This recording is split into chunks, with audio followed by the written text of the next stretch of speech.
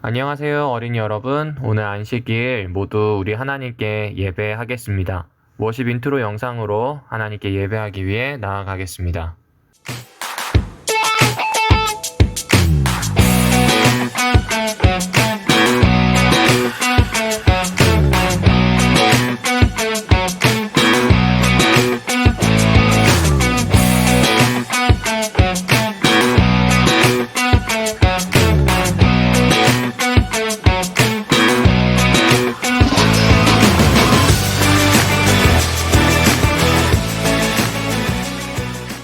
이제 우리 마음을 찬양으로 고백하는 시간입니다. 두 곡을 이어서 하나님께 찬양하도록 하겠습니다.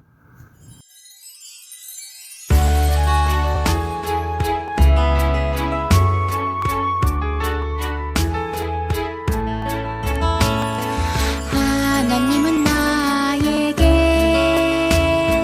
당신을 보내셨죠. 우리는 서로 도우며 살아요. 하나님은 우리에게 크신 사랑 주셨죠. 우리는 이 세상에 빛과 소금 되어요. 성령과 믿음이 충만하여 착한 어린이 되요. 온유한 마음으로 이웃을 기쁘게 섬겨요.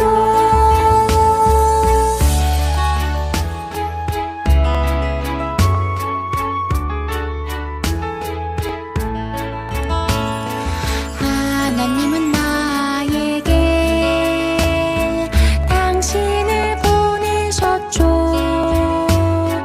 우리는 서로 도우며 살아요. 하나님은 우리에게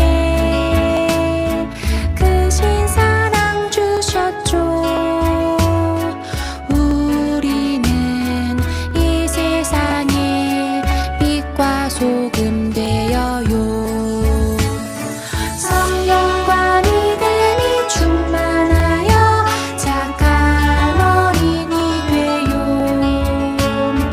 온유한 마음으로 이웃을 기쁘게 섬겨요.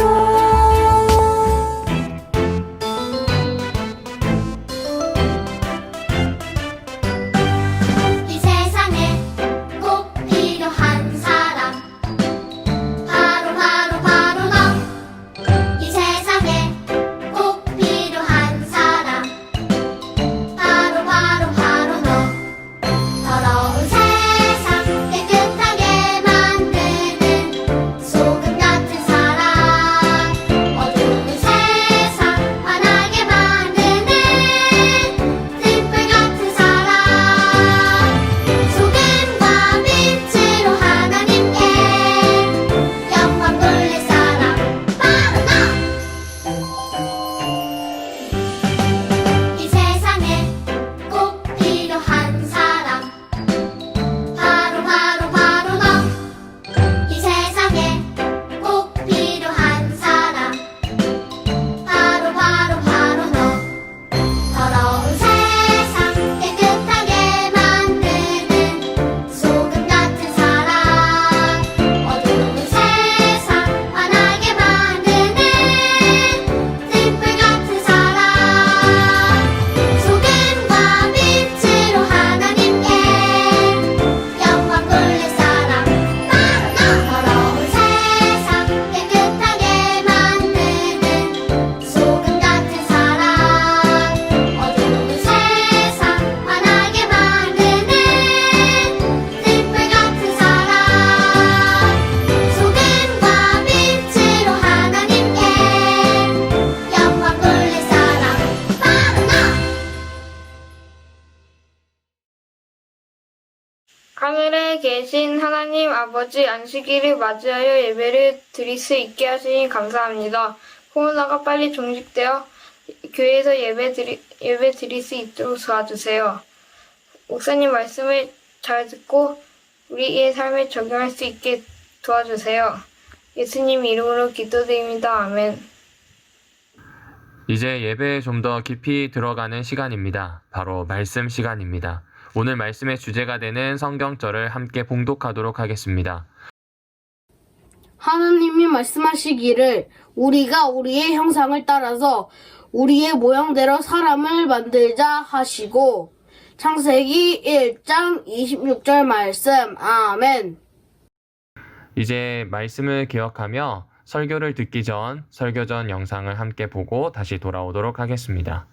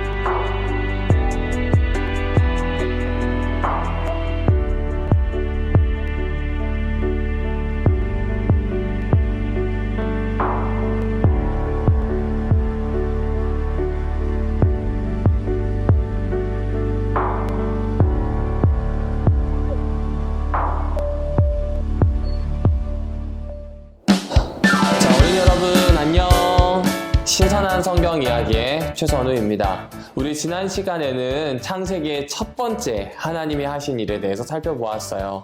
6일 동안 창조하시는 과정을 살펴보았고 그 일을 통해서 하나님이 하늘에서 가지셨던 그 뜻이 이 땅, 지구에서 이루어지는 일에 대해 살펴보았습니다.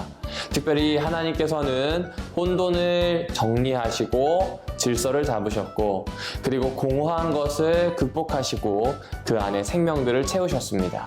특별히 그 생명들은 자기에게 정해진 영역 안에서 서식하면서 또 자기에게 위임된 만큼 그 환경을 다스리는 존재로 보았습니다. 오늘은 그 다음에 이어지는 이야기, 바로 창조의 마지막인 사람에 대한 이야기를 해보려고 합니다.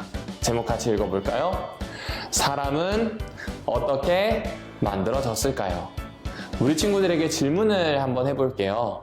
여기에 나오죠. 하나님이 최고로 여기는 걸작품은 무엇이겠습니까?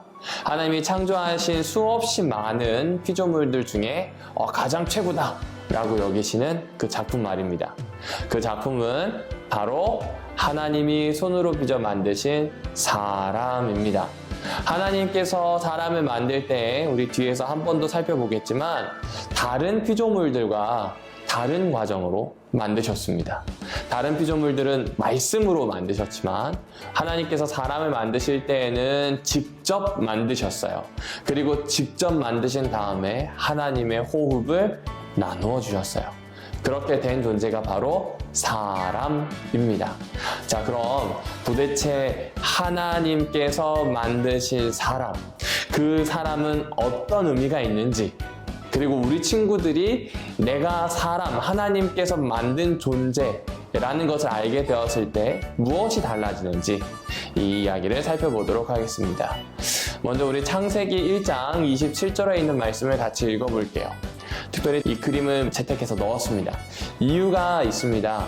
예수 그리스도께서 십자가에 달리셔서 돌아가신 것은 죽어야 하는 우리 대신에 돌아가신 의미도 있지만 예수님의 십자가와 부활이 여기에 죽을 수밖에 없는 사람의 죽음과 새로 태어남을 이야기해 주기 때문에 그렇습니다. 그래서 예수님의 십자가, 예수님의 부활을 사람들은 예수님께서 하신 새로운 창조, 하나님 형상의 회복이라고 표현을 합니다. 하나님 형상의 회복, 다시 하는 창조, 새로운 창조라고 하는 이야기는 그 전에 이미 그런 창조의 원형이 있었다는 것을 의미하겠죠. 구원을 창조에 갖다 붙여서 이야기를 하고 있는 거잖아요. 그러면 그만큼 창조가 중요할까요? 중요하지 않을까요? 중요하겠죠. 그렇기 때문에 특별히 사람을 창조하는 오늘 이 이야기, 이 중요한 이야기를 조금 더 집중했으면 하는 마음에서 그림을 넣었습니다. 같이 성경책 읽어보겠습니다. 시작! 하나님이 당신의 형상대로 사람을 창조하셨으니 곧 하나님의 형상대로 사람을 창조하셨다. 하나님이 그들을 남자와 여자로 창조하셨다. 하나님이 어떻게 하셨다고요? 자기 형상, 곧 하나님의 형상으로 사람을 창조하셨다는 겁니다. 그림에 보게 되면 아빠와 아들이 양치질하는 게 나오죠. 사용하고 있는 손은 다르지만 분명히 둘은 많은 부분에서 닮았을 겁니다. 우리 여자친구들이 엄마와 많이 닮은 것처럼 우리는 우리를 낳아주신 부모님과 매우 닮아 있습니다. 하나님의 형상이라고 하면 부모님의 모습을 닮은 우리의 모습을 생각해 볼 수 있어요. 아빠를 닮은 아들처럼 하나님을 닮은 사람을 생각해 보시면 좋을 것 같습니다. 거울 앞에 서 있는 이 친구는 난 누구지? 난 소중할까? 내가 누굴까? 이런 모습으로 보는 것 같아요. 여러분, 내가 누구인지를 혹은 내가 소중한지를 묻는 이 질문은 대부분 여러분이 한 10대 초반부쯤 되면 12살, 빠르면 11살쯤 여러분에게 사춘기가 찾아오면서 묻는 질문입니다. 혹시 그런 질문을 속으로 하는 친구들이 있을까요? 있을 거예요. 그러면 그때부터 여러분은 무엇을 시작한 거냐면 여러분의 누구인지 여러분 자신을 찾는 여행을 시작한 겁니다.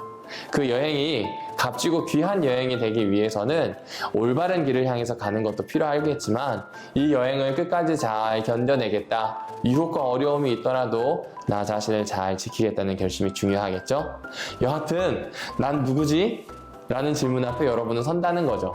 여러분이 누구냐고 물을 때 엄마 아빠와 닮은 존재라고 하는 이야기는 그렇게 썩 만족할 만한 대답은 아닙니다. 그럼 하나님을 닮은 존재? 그러게 보기엔 또 내가 너무 부족한 것 같아요. 도대체 여러분은 누구일까요?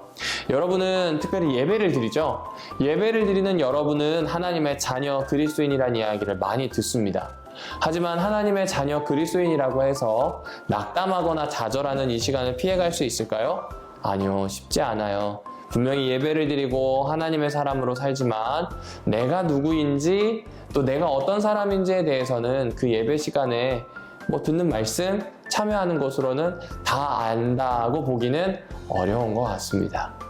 거기에 대해서 이 성경 이외에 일반적으로 사람들이 가질 수 있는 이야기들이 있습니다. 이런 거 아닐까요? 난 진화의 결과야. 나는 그냥 나야. 난 언제든지 없어져도 상관없는 것 같아. 난 좀 못난 것 같아. 아무래도 신이 만들 때 실수를 했나 봐. 인간은 왜 이 세상에 있지? 이런 표현들. 각각 신을 있다고 믿든 없다고 믿든 다양한 생각을 가지고 나라고 하는 존재에 대해서 해석하고 또 규명하려고 노력합니다. 하지만 성경은 뭐라고 이야기한다고요? 하나님이 자기 형상 곧 하나님의 형상으로 만들었다라고 이야기합니다. 하나님의 형상이라고 하면 서두에 이야기했던 것처럼 하나님의 모습을 닮은 인간을 생각할 수 있어요. 하지만 고대에 중동과 근동에 살고 있었던 사람들에게 하나님의 형상은 왕을 의미했다고 합니다. 잘 생각해 보세요. 여러분이 만약 고대 중동, 근동에 있는 한 나라의 국민이라고 해볼게요. 그 국민들은 왕을 위해서 살아갑니다. 메소포타미아 지역 같은 경우에는 이런 설화가 있었어요. 거기에 보게 되면 누가 등장을 하냐면요.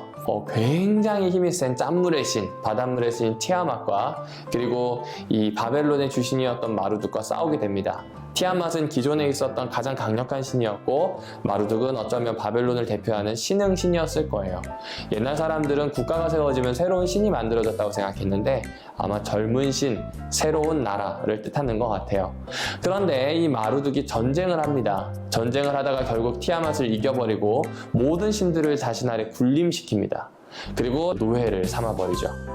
그런데 그렇게 지내다 보니 마루둑 밑에 있었던 신들이 내가 명색이 그래도 신인데 물이나 길고 심부름이나 해야 되겠냐, 신은 신으로 살게 해주고 꼭두각시를 따로 만들면 어떻겠냐고 제안을 합니다.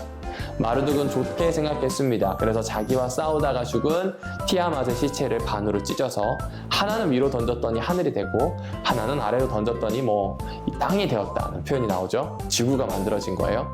그리고 그 티아맛의 시체에서 흐르는 피를 가지고 꼭두각시로 만든 게 사람입니다.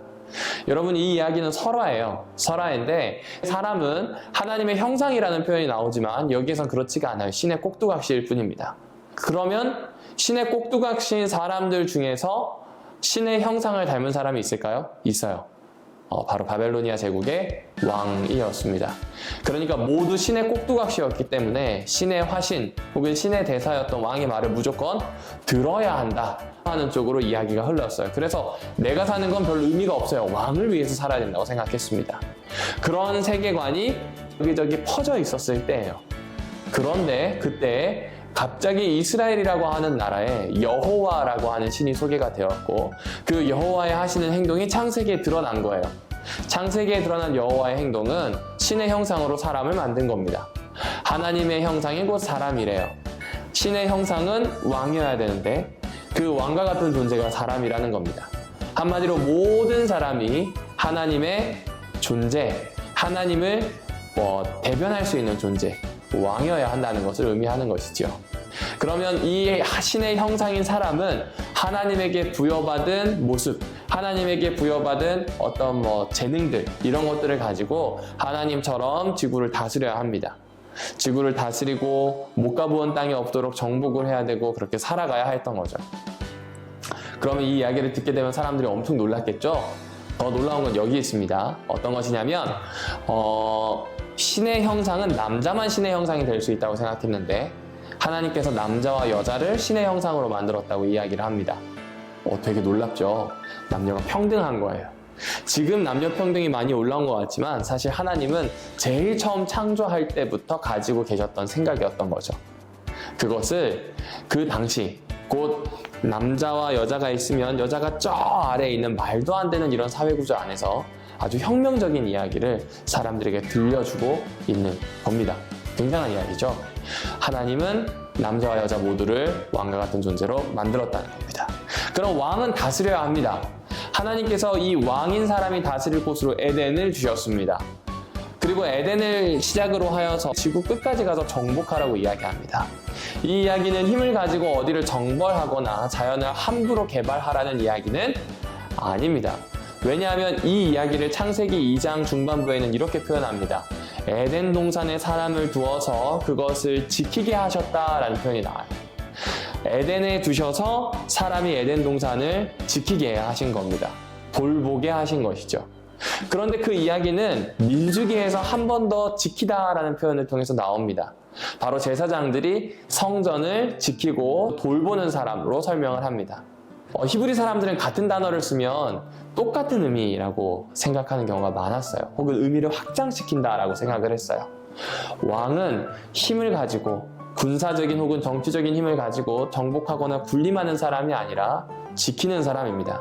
제사장이 성전에서 무엇이 깨끗하고 더러운지를 분별하여 제사가 이루어지도록 하는 것처럼 사람은 마치 제사장처럼 왕과 같은 제사장처럼 무엇이 깨끗하고 더러운지 무엇을 돌보고 무엇을 정리해야 되는지를 알아야 하는 존재라고 하는 것이겠죠.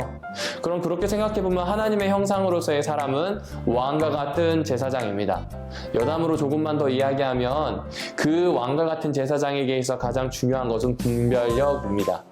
그 분별력을 잘 지키는 게 중요하겠죠. 기독교인이 술을 마시지 않는 이유는 바로 왕과 같은 제사장으로 나의 분별력을 잘 지켜내기 위해서입니다. 이게 중요할까요?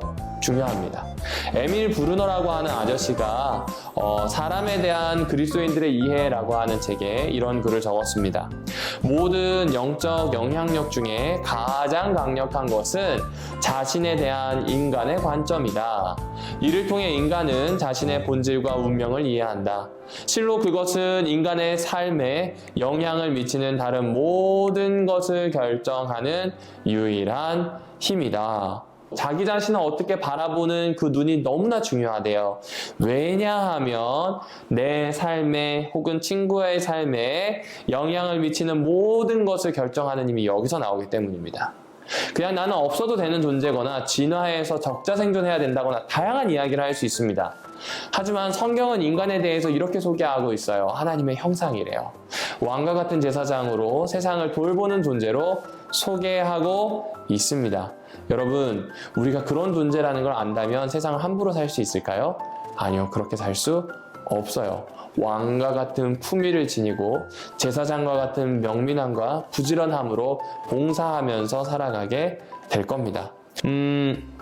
여기에 보면 엄마 아빠가 아이를 두고 너무 행복해하는 사진이 나옵니다. 아기도 정말 잘 자고 있죠. 이 아이를 보게 되었을 때 엄마 아빠가 가지는 마음이 어떨까요? 여러분이 나중에 부모님이 되어보면 알지만 내 자녀에게 내가 줄 수 있는 가장 좋은 것, 나쁜 것들은 다 빼고요, 가장 좋은 걸 주고 싶어 합니다. 장인이 자신이 만드는 작품, 그것이 뭐 어떤 인형이라든지 아니면은 또 다른 작품이 될 수도 있겠죠. 그것을 걸작으로 남기기 위해서 자신의 생명력을 쏟아부어서 만듭니다. 하나님은 마치 이런 장인과 같고요. 하나님은 마치 이런 부모님과 같아요. 본인이 가지고 있는 좋은 것을 장인이 작품에게 쏟듯 우리에게 쏟아 부으셨어요. 부모님이 자녀에게 가장 좋은 걸 주고 싶어 하듯 하나님께서는 자신이 할 수 있는 가장 좋은 것을 주셨습니다. 그게 뭘까요? 바로 당신의 형상을 우리에게 주신 겁니다. 우리가 타락해서 그 형상의 씨앗이 너무 작아 발견하지 못할 수도 있지만 우리 안에 잠재되어 있는 하나님의 형상이 있다라고 성경은 이야기해 줍니다. 아까 서두에 성경절을 읽으면서 그림을 보았을 겁니다. 인간이 타락하게 되면서 하나님의 형상이 많이 훼손되었을 때 하나님은 자기가 주신 그 하나님의 형상이 너무나 인간에게 잘 회복되기를 바라는 마음에 정말 하나님의 형상이라고 이야기할 수 있는 예수님을 우리에게 보내주셨습니다. 그분의 모습을 보면서 하나님의 형상은 이렇게 살아가는 거구나, 이것이 인간이구나, 사람들은 찾게 되었습니다. 그런 예수님의 모습은 이타적인 봉사였습니다.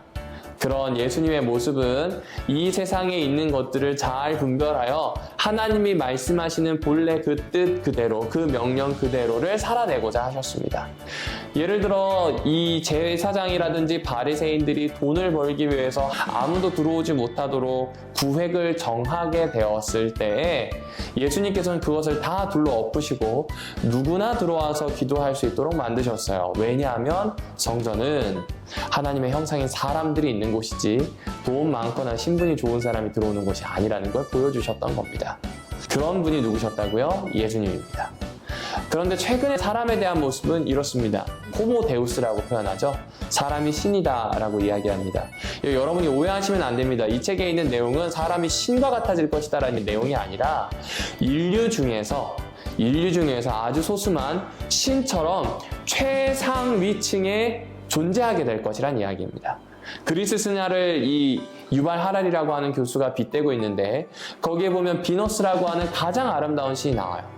비너스처럼 가장 아름다운 사람, 미디어에 노출됐을 때 이야 저 사람 정말 아름답다 라고 하는 그런 사람이 그가 가지고 있는 아름다움을 힘으로 최상위층에 있으면서 사람들 위에 군림하게 될 거라는 것이죠. 잘 늙지도 않고 아프지도 않을 겁니다. 제우스처럼 강력한 권력이 있는 사람, 혹은 헤파이토스처럼 기술이라든지 본인만이 가지고 있는 아주 독특한 전문성 있는 어떤 분야가 있는 사람, 아니면 헤르메스처럼, 헤르메스는 단순한 이 전령이 아니라 이야기를 이어주는 사람입니다. 그래서 이 헤르메스라고 하는 단어에서 온 영어 단어가 헐메니툭스인데 해석하기란 이야기예요. 이야기를 어떻게 읽고 어떤 의미로 내가 받아들일지를 결정하게 하는 그 사람이 바로 헤르메스다. 이야기를 잘 만들어서 사람들에게 들려주고 공감할 수 있는 작가들, 그리고 힘이 있는 사람들, 기술이 있는 사람들, 그 소수의 몇 사람들 마치 신처럼 건강하게 살아날 것이다 라는 표현이 나옵니다. 근데 저는 그 이야기를 쭉 읽으면서 제일 먼저 떠올랐던 단어가 자기 스스로를 위하는구나 라는 뜻의 자기 본위였습니다. 호모 데우스의 핵심은 뭐라고요? 자기 본위. 하지만 그 반대에 있는 하나님의 형상, 진짜 형상이셨던 예수님은 이타적, 그리고 희생, 봉사, 겸손이었습니다. 피라미드 이런 거 없어요. 그냥 모두가 똑같이 하나님의 형상으로 회복되도록 도우셨던 분이 누구예요? 예수님이라고 하는 것이죠. 우리 친구들이 그렇게 살면 좋겠습니다. 즐겁고 행복한 삶이 되었으면 좋겠고요. 나누는 사람이 되었으면 좋겠습니다. 어쩔 수 없이 우리는 피라미드처럼 되어 있는 경제든 권력이든 어쩌면 그것이 지식이 될 수도 있겠죠. 그런 계층, 탑 안에서 살아갈 수밖에 없는 운명이라고 여러분에게 이야기할지도 몰라요. 하지만 성경은 이야기합니다. 당당하게 기뻐하고 감사하고 베풀며 살라고요. 왕과 같은 제사장으로 살라는 겁니다. 여러분이 가지고 있는 여러 모습을 잘 개발하여서 그렇게 사람들을 위해서 쓰라고 이야기해요. 왜 그럴까요? 사람은 하나님의 형상이기 때문에 그렇습니다. 오늘 이 안식일 하나님의 형상으로 회복하는 귀한 쉼과 축복이 있기를 바라며 말씀을 마치도록 하겠습니다. 이제 나의 존재에 나 자신을 거두어 드리는 거둠의 기도 시간입니다. 지금 예배 드리는 바로 그 장소에서 하나님께 받은 말씀을 바탕으로 다시 한번 결단하는 은혜를 간절히 기도하도록 하겠습니다. 음악이 맞춰질 때까지 함께 기도하겠습니다.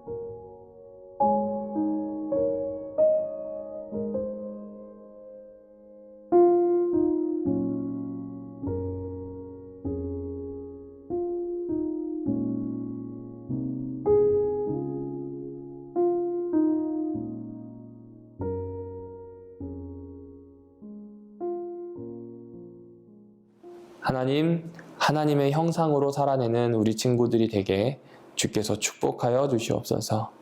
간절히 빌고 원하오니 거친 세파 안에서 사람들에게 어깨를 내어줄 수 있는 사람으로 살면서 동시에 세상과 구별되어 하나님의 뜻을 쫓고 하나님의 것을 잘 분별하는 사람, 하나님께서 이 땅을 살면서 단순히 나 혼자 구별되는 것이 아니라 그 구별되는 특징으로 사람들과 함께 살아낼 수 있는 사람, 그런 진정한 하나님의 사람으로 우리 친구들이 살 수 있게 도와주십시오. 예수님의 이름으로 간절히 기도합니다. 아멘. 헌금송을 부르며 예물을 하나님께 드리도록 하겠습니다.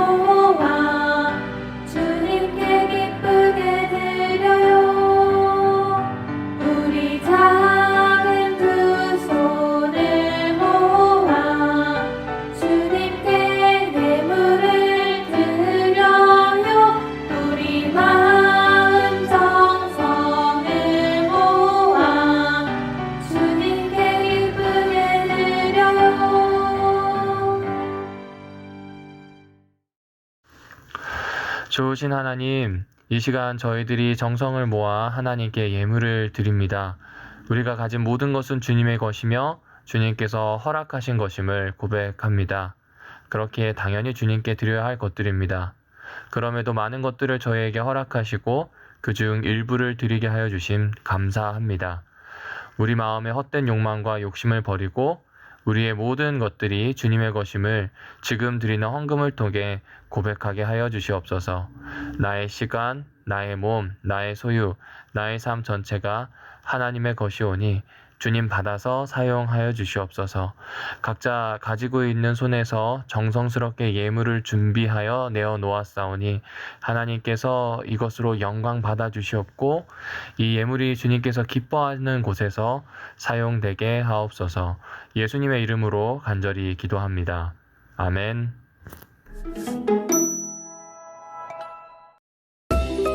2021년 1월 16일 어린이 별별 뉴스입니다. 가족 페파 공지입니다. 이번 주 가족 페파 활동은 엄마 아빠와 함께 보는 점순이와 조선시대 한옥 이야기입니다. 영상을 본 친구들을 위한 퀴즈와 선물이 준비되어 있습니다. 오늘 오후 출제될 퀴즈를 푼 친구들은 가족 페파 카톡방이나 네이버 카페 가족 페파방에 댓글을 남겨주세요. 3명의 친구들을 추첨하여 선물을 증정하오니 많은 참여 바랍니다. 창세기 읽기 프로젝트를 다시 안내해드립니다. 2021년 어린이 성경 읽기 본문은 카페에 공지된 대로 창세기입니다. 읽기표에 맞춰 읽은 후 읽기 리뷰 게시판에 한 줄 평으로 댓글을 남겨주세요. 1월 17일부터 1월 22일까지 댓글을 올린 친구들 중 7명을 추첨하여 선물을 드립니다. 오늘 읽은 창세기에 대한 느낌을 한 줄로만 적으면 됩니다. 많은 참여 바랍니다. 지난 토요일 최강 한파 속에서도 가족 페파 활동에 참여한 가족들을 사진으로 소개합니다. 추운 날씨 속에서도 용기 있는 활동에 응원을 보냅니다. 또한 가족 페파 활동에 여러분의 많은 참여 바랍니다. 패스파인더 대원 모집은 상시 이루어지고 있습니다. 문의를 원하시거나 가입을 원하시는 분들은 여동구 김도성 집사님께 문의해주세요. 성경 읽기 설명 모임 안내입니다. 매주 화요일 오후 8시 30분에는 소년부 교과 본문으로 성경 읽기 설명 모임이 있습니다. 줌에서 이루어지는 이 시간은 설명 시간과 질문 및 나눔 시간으로 진행됩니다. 관심 있는 학부모, 교사들은 언제든지 참여하실 수 있습니다. 매주 수요일 오전 6시 30분에는 창세기 읽기 설명 모임이 있습니다. 간단한 질문 만들기로 시작하여 브레인스토밍 그리고 정리 순으로 진행될 예정입니다. 성경을 읽는 데 도움이 되기를 바라며 원하시는 분들은 줌으로 접속해 주세요. 성경 읽기 설명 모임 자료는 네이버 카페에서 확인하실 수 있습니다. 우리 교회 사경회 소식입니다. 다음 주 월요일부터 일주일 동안 별내교회 사경회가 진행됩니다. 강사는 내각교회 담임 목사님이신 임승우 목사님이시며 주제는 창조신앙과 새천사의 기별입니다. 말씀의 풍성한 은혜가 우리 모두에게 임할 수 있도록 준비해 주시기 바랍니다. 또한 사경회 교재가 1층 카페에 비치되어 있습니다. 사경회 전까지 꼭 수령해 가시기 바랍니다. 우리 교회 목회자 동정입니다. 담임 목사님께서 이번 한 주 동안 송산 전원교회의 사경회 강사로 수고하셨습니다. 코로나19와 기상 악화로 인해 모임이 어려운 상황도 있었지만 말씀은 멈추지 않고 선포되었습니다. 오늘까지 이어지는 말씀 사역이 잘 마무리될 수 있도록 기도해 주시기 바랍니다. 예언의 신부에서 드리는 공지입니다. 예언의 신 통독 문제집이 준비되었습니다.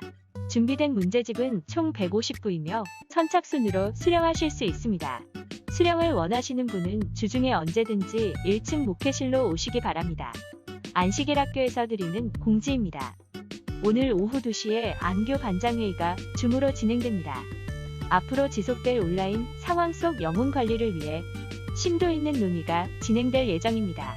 안교 반장, 부반장을 위해 기도해 주시고 우리 교회 영혼 관리가 잘 이루어질 수 있도록 함께 힘써주시기 바랍니다. 도농천사회에서 드리는 공지입니다.